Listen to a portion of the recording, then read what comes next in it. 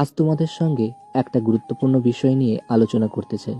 মানুষকে কিছু না বললে মানুষ পেয়ে বসে, বিশেষ করে আমার মতো যে বা যারা কাউকে কিছু বলতে চায় না, কোনো তর্ক ঝামেলা এগুলো চায় না, একটু শান্তিতে বসবাস করে নিজের জীবন সাধারণভাবে চালাতে চায়, সেই সব মানুষদেরই পিছন লাগে মানুষ। তার খারাপ ক্ষতি এইগুলো নিয়েই মেতে ওঠে অনেকে। তেমনই ফেসবুক খুলে হঠাৎ করে আমি একটা পোস্ট দেখেছিলাম কিছুদিন আগে। একটা মেয়ে আমাকে নিয়ে খুব ভালো ভালো পোস্ট করছিল। বিষয়টা আমারও চোখে পড়েছে। হঠাৎ করে আবার আমার নামে দুর্নাম করতে শুরু করে। আমি জানি না এগুলো লোকের নামে উল্টোপাল্টা এগুলো বলে কী লাভ সে পায়।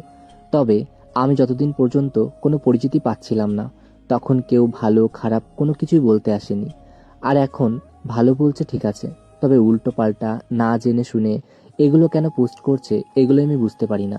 এটা আমি বুঝতে পারছি সে হয়তো মনিটাইজ পেয়েছে, কিছু আর্নিং করছে।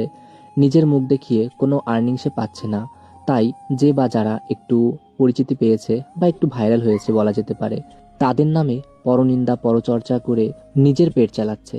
হ্যাঁ, আমিও ভিডিও করি, ভিডিও থেকে আর্নিং করি, আমারও পেট চলে। তবে পরনিন্দা পরচর্চা এগুলো তো করি না।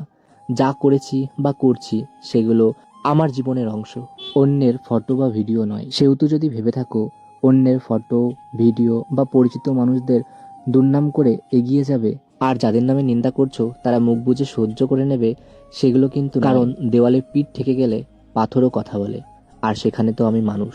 আমি হয়তো কমেন্ট বক্সে তার লিঙ্ক দিয়ে দিলে তোমরা হয়তো অনেকেই বুঝে যাবে, আবার লিঙ্ক দিলে তার পোস্টগুলো বেশি ভাইরাল হবে। এবার হয়তো তোমরা অনেকেই বলবে ভালোটা সহ্য করেছো, এখন খারাপটা সহ্য করো।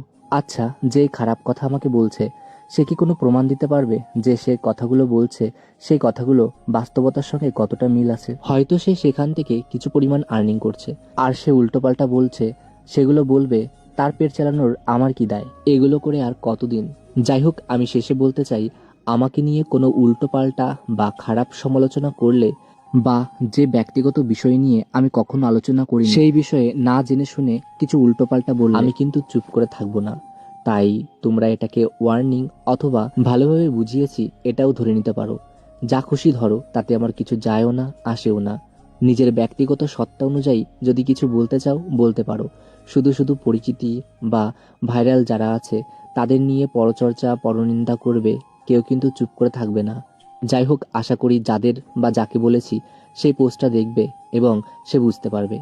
সকালবেলায় গেছিলাম যেখানে মাটি বিক্রি হয় সেখানে।